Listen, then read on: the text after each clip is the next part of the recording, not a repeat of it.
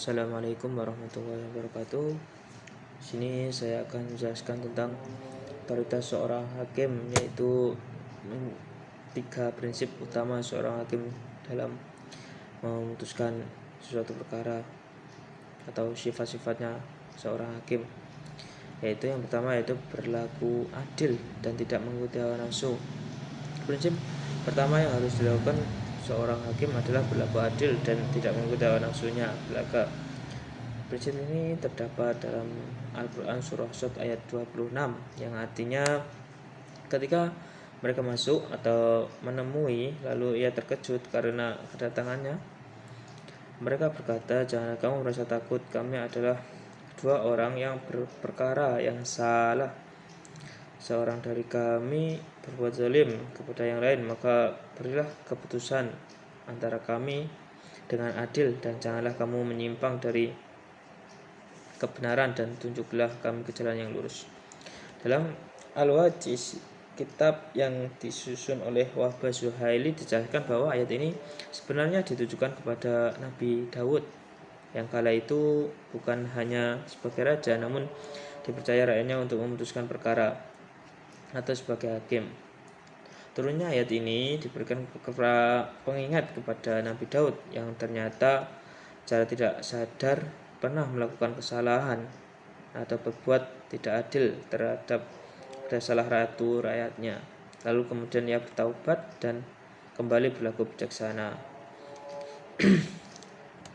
Meskipun kitab pertama ayat ini adalah kepada Nabi Daud, dalam hal ini juga menjadi pedoman bagi seorang hakim dalam mengungkapkan bahwa ayat dalam mengatur siasah dan pemerintahan tidak akan terlaksana kecuali hakim tersebut adil dan mengetahui syariat-syariat agama dan mewujudkan yang hak.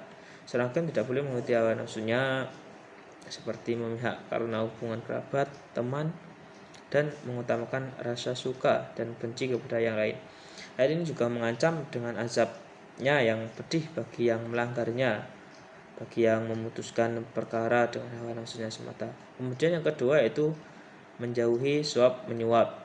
Hal kedua yang benar harus digarisbawahi adalah untuk menghindari hal suap menyuap bagi seorang hakim. Ini tertera dalam surah Al-Baqarah ayat 188 yang artinya, dan janganlah sebagian kamu untuk memakan harta sebagian yang lain di antara kamu dengan jalan yang batil, dan janganlah kamu membawa urusan harta itu kepada hakim supaya kamu dapat memakan sebagian daripada harta benda orang lain dengan jalan berbuat dosa padahal kamu mengetahui. Dalam ayat ini ditegaskan yaitu larangan seorang hakim atau larangan seorang hakim dalam untuk memakan harta yang diperoleh dengan batil, yaitu apalagi tersebut dibawa kepada hakim dengan cara suap menyuap.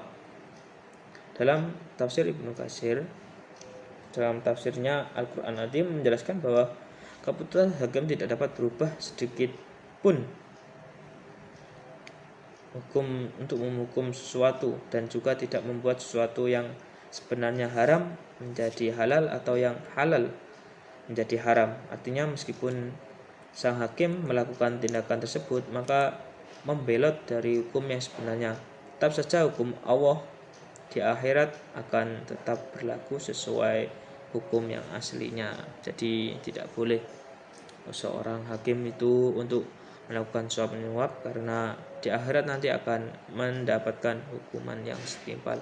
Kemudian yang ketiga yaitu tidak bertentangan dengan hukum agama. Jadi seorang hakim itu harus juga mengerti syariat dan tidak bertentangan dengan hukum agama. Prinsip ketiga yang diberikan Al-Quran untuk seorang hakim adalah mengambil keputusan apapun dengan syarat tidak bertentangan dengan hukum agama. Prinsip ini bisa dilihat dalam rukaian, yaitu dalam surah Al-Maidah ayat 49-50, yang artinya, dan hendaklah kamu memutuskan perkara di antara mereka menurut apa yang diturunkan Allah, dan janganlah kamu mengikuti hawa nafsu mereka, dan berhati-hatilah kamu terhadap mereka supaya mereka tidak memalingkan kamu dari sebagian apa yang kamu turunkan kepada Allah, yang diturunkan Allah kepadamu. Jika mereka berpaling dari hukum yang telah ditetapkan oleh Allah, maka ketahuilah bahwa sesungguhnya Allah menghendaki akan menimpakan musibah kepada mereka disebabkan sebagian dosa-dosa mereka. Dan sesungguhnya kebanyakan manusia adalah orang-orang yang fasik. Apakah hukum jahiliyah yang mereka kehendaki dan hakim? Siapakah yang lebih baik di antara hukum Allah tersebut? Jadi dalam tafsir Al-Azhar, asbabun nuzul ayat ini yang menceritakan berkaitan dengan suap orang Yahudi Madinah dan Yahudi tersebut mensyariatkan diri memeluk Islam jika Rasulullah mau mengikuti hukum mereka yang keliru, yaitu memenangkan perkara mereka dengan cara yang salah. Namun Rasulullah dengan sikap tegasnya menolak negosiasi tersebut, karena buat apa memeluk Islam namun dengan cara yang salah. Al-Maraghi dalam tafsir Al-Maraghi mengungkapkan hikmah turunkan ayat ini adalah bahwa Allah mengakui kebenaran sikap Rasulullah tersebut, tetap teguh pada rambu-rambu hukum agama. Tindakan Rasulullah yang kemudian diperkuat Al-Quran merupakan suatu teladan yang baik. Jadi kesimpulan dari ketiga tadi yaitu ada 3 hal yang harus dimiliki